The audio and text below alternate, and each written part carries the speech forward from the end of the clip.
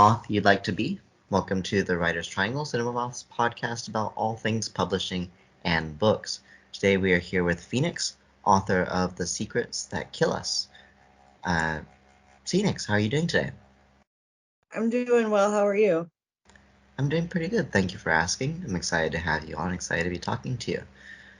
Are you feeling excited about the release of The Secrets of That Kill Us coming out on the 5th of April? I'm super excited for my book to be out in the world. It's been a really long time in the making. How long has it been since you started writing The Secrets That Kill Us? I actually completed the book about a year ago. I had started writing it 2 years prior to that, but I created the characters and the story when I was 12. Oh, wow, that's quite a while. Yeah. So what was that process like for you when it came to creating these characters when you're younger and then also actually developing it into a story and writing the book as a whole?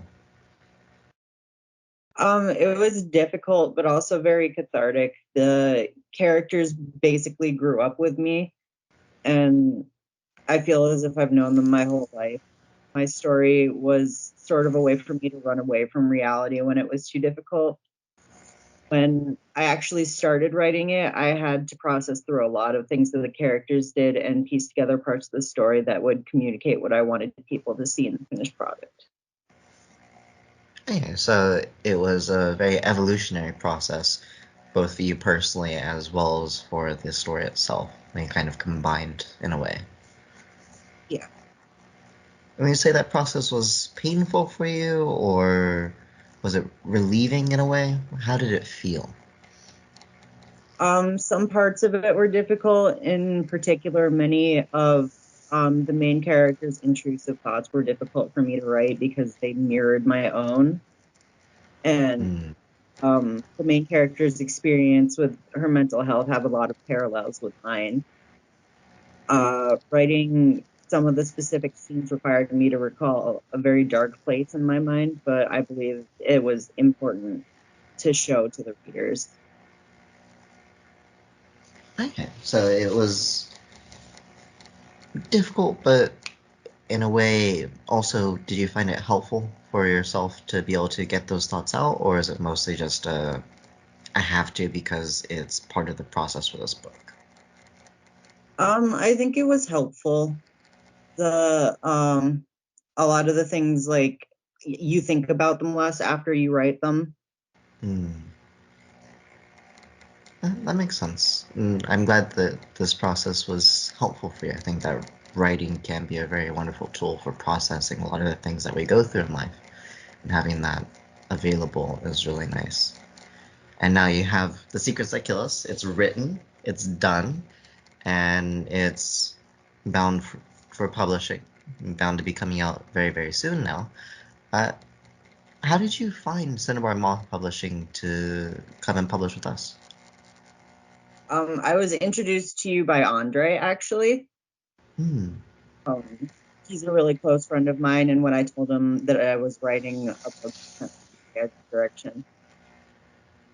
Okay, so it's through introduction from Andre, since we had worked with him and he gave you the recommendation towards us. That makes me happy to hear. We love Andre, he's really great. And so, was it just Andre's recommendation that made you decide to publish with us, or was it after talking with us that you made the final decision? What was that process like for you?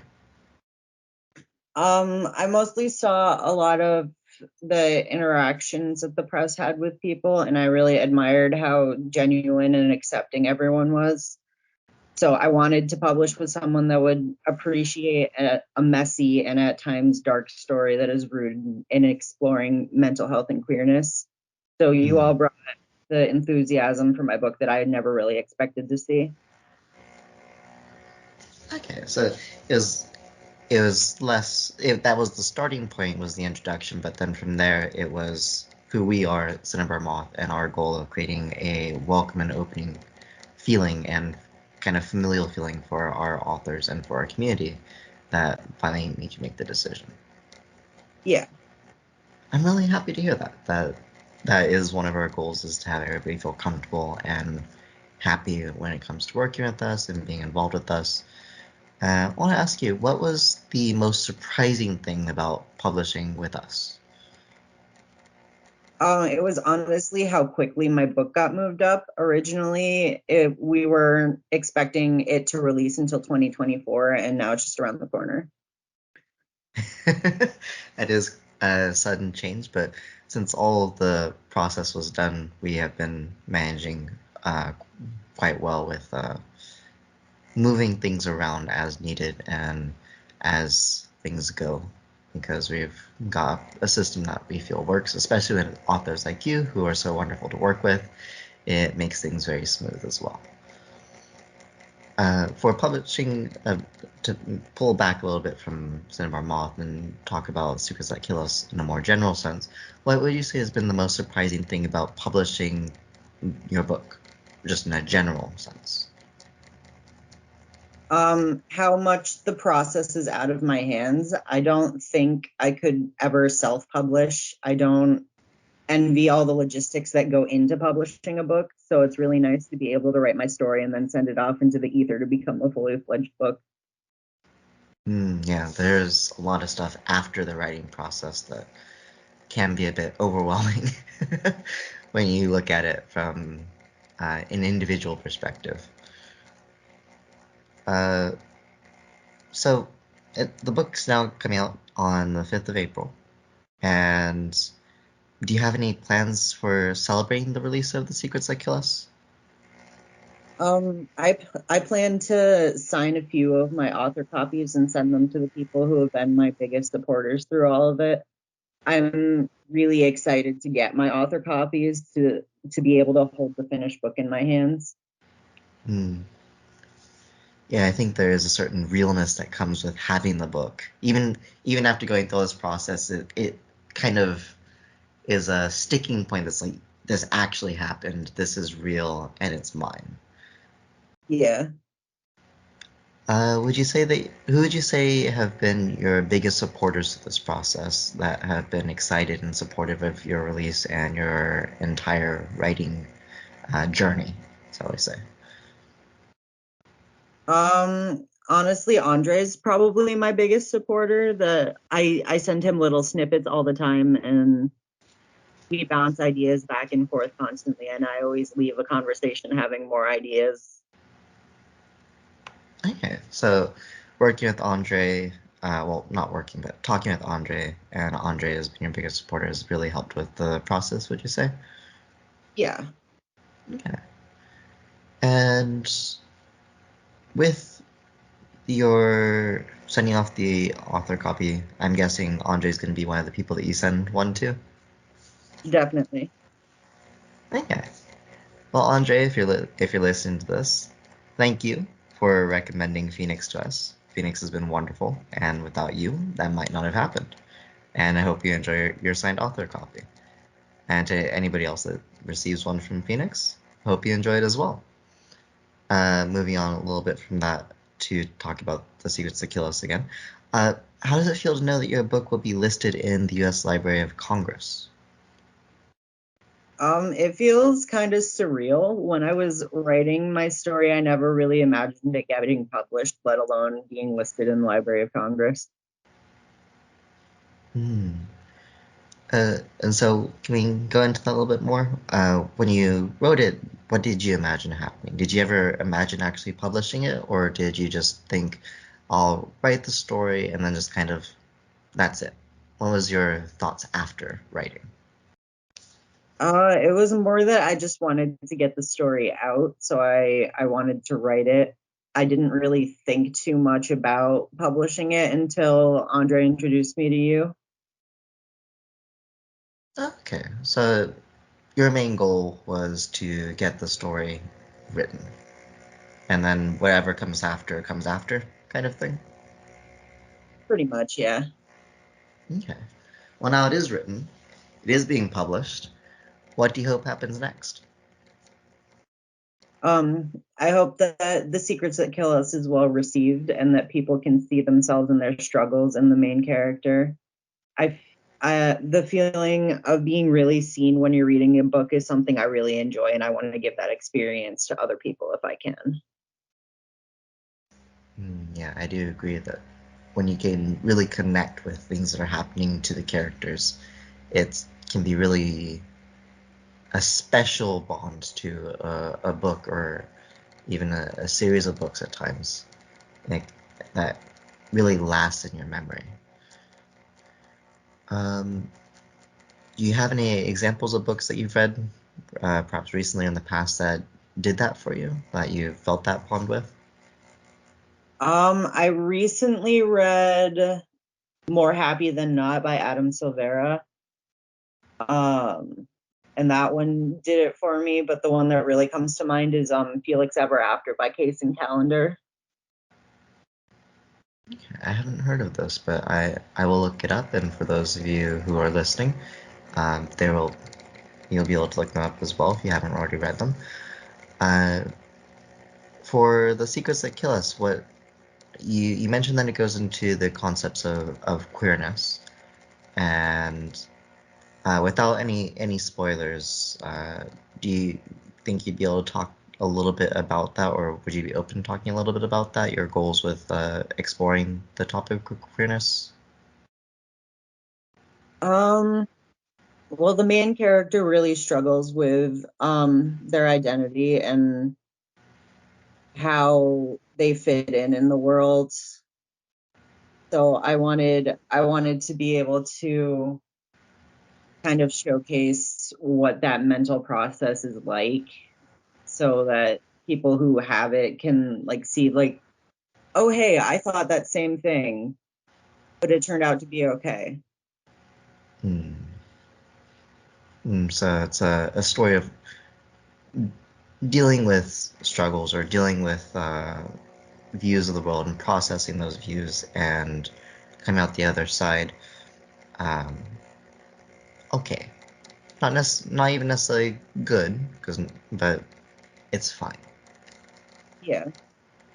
Okay, I think that is a very important story to tell, and we are excited to have you uh, and have you publish it. Uh, Going a little bit beyond just publishing The Secrets That Kill Us, do you plan on, or do you hope to make writing become your career, if that's possible? If it turns out to be something I can support myself on, I'd love for writing to be my career. I really like exploring my characters through writing and writing new stories that people can relate and find themselves in. Yeah. So you're wanting to write as many stories you can that people can connect and bond with, and to explore topics that people can relate to. Yeah. I think that's a very nice goal to have, and I think that having books out there like that is very useful for helping people, especially I think people who are still looking for some type of connection or looking for people like themselves or have some or at least similar, that it can be helpful to have books that talk about these things or explore these topics to provide similar or even sometimes different perspectives that can help to explore them in a deeper way than what might be possible by themselves. Uh, Moving back to The Secrets That Kill Us itself, if it were to become a bestseller, what would you do? How would you feel? I'd start off by paying off my debt, but I don't really know what I'd do, but I'd be happy that people love the main character as much as I do. And I'd be proud to have gotten her story out there and to give people a look into the experience of a queer teen who struggles with their mental health. Hmm. And so for you, your main joy would be how many people are experiencing that and connecting with that topic. Yeah. Okay. So now we've got the idea of the bestseller, but what if we make this even a little bit bigger? What if The Secrets That Kill Us becomes a movie or TV series? Do you have any ideas of who you'd want to be cast for any roles? I don't really have any actors in mind, but I'd love for my characters to be authentically cast, as in actual trans and queer actors. I have a background in studio art, so I do have mental pictures of what my characters look like, and I've drawn them many times, but I'd prefer actors that have lived experience over simply looking like what I have in my head. Okay, so your main goal or preference would be people with lived experience with the types of topics that are covered in the book, and actors who are closer in that regard to the characters over anything else. Yeah. And between the two, movie or TV series, do you think that The Secrets That Kill Us would be better as one or the other, or do you think they both work? I think I'd prefer a movie, as it might be kind of short for a TV show, unless the TV show had a really great director that I could collaborate with to fill in some scenes. Okay, so do you think you'd want a high level of creative control when it came to the creation of the movie or TV show, or are you just wanting a little bit of collaborative effort? What level of involvement do you think you'd want with it?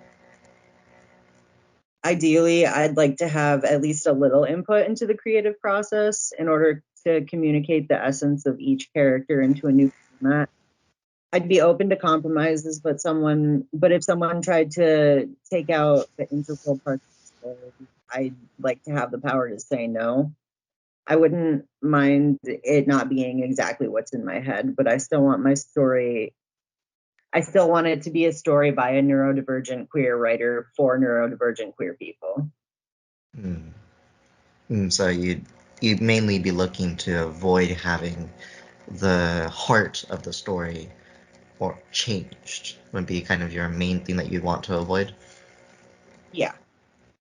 Okay, I think that makes sense. I think that that's true for any writer wants their story to be as true to its essence as possible, even when it becomes a new medium. Because there'll always have to be some alterations with it being a movie or TV show, but the core of what the story is should be able to remain the same. Yeah. And so let's imagine you've gone through this process, it's be coming out as a movie, since you've mentioned that's your preference, and you've gone through the process of working with the director, making sure that it's all good, the casting, everything, and it's going to be airing. Would you want to go to the premiere? And if you did, and you have a plus one, who would you take with you? I definitely want to go to the premiere, and I'd take Andre with me. Yeah. And so you take your biggest supporter, an Andre, and uh, end up going to the premiere.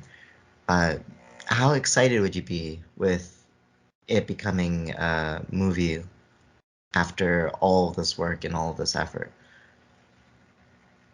It would. I don't know that it would feel real to me, even like watching the movie. I probably being there like, wow, this is a great movie. I wonder who wrote this. Hey, I recognize some of these characters.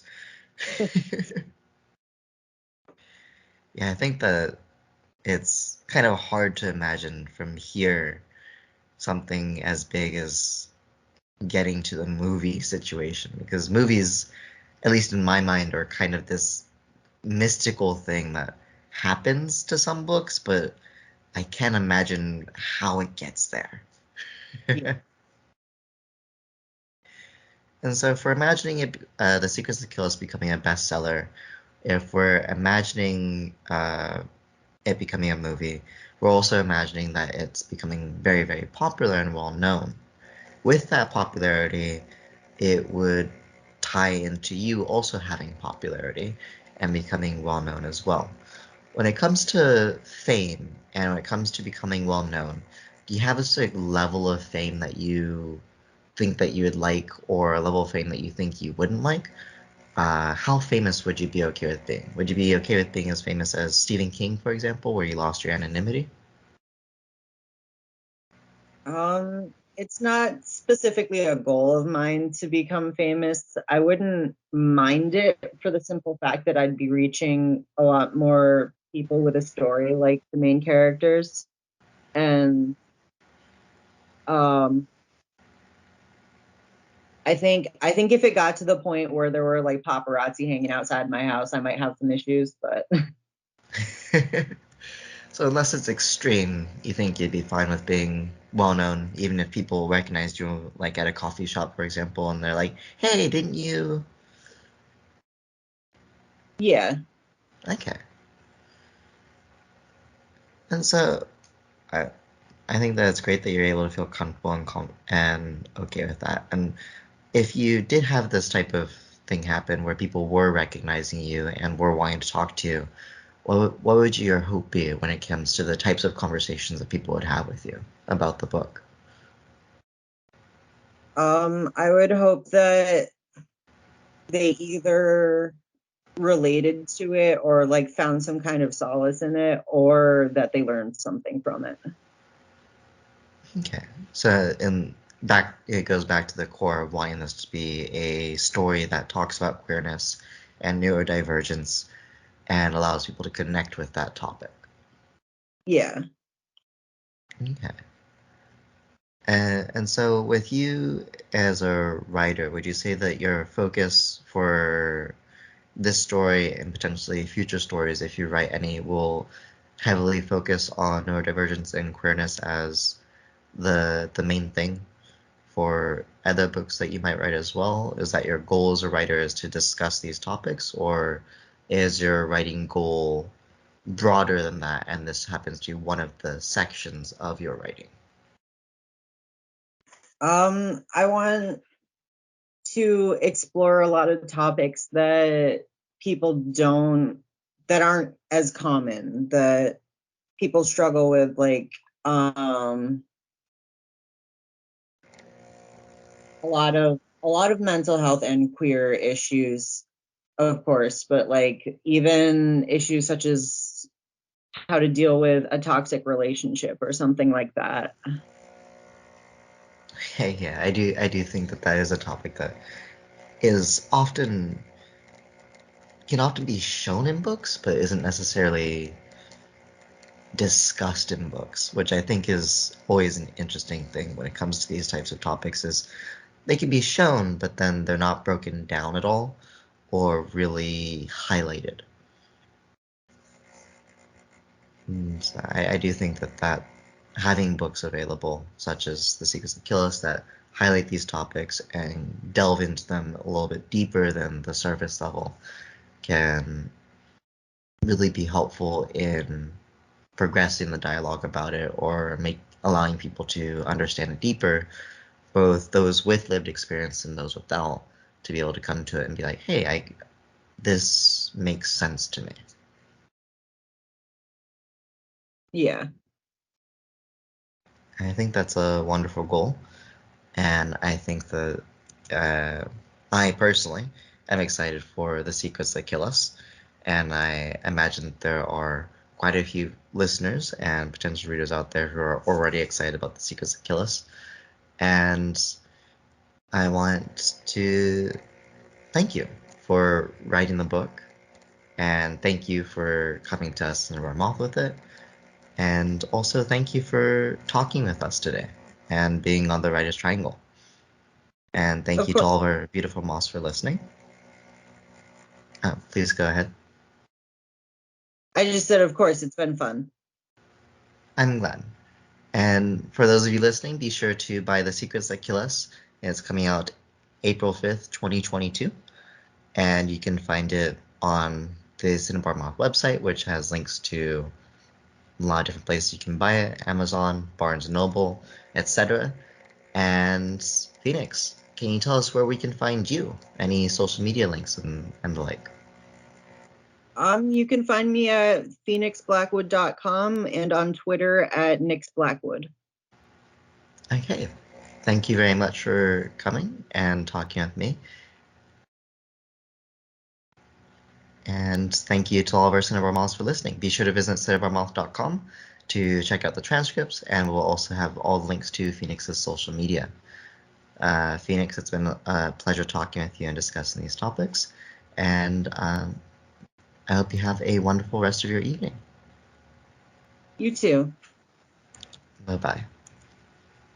Bye.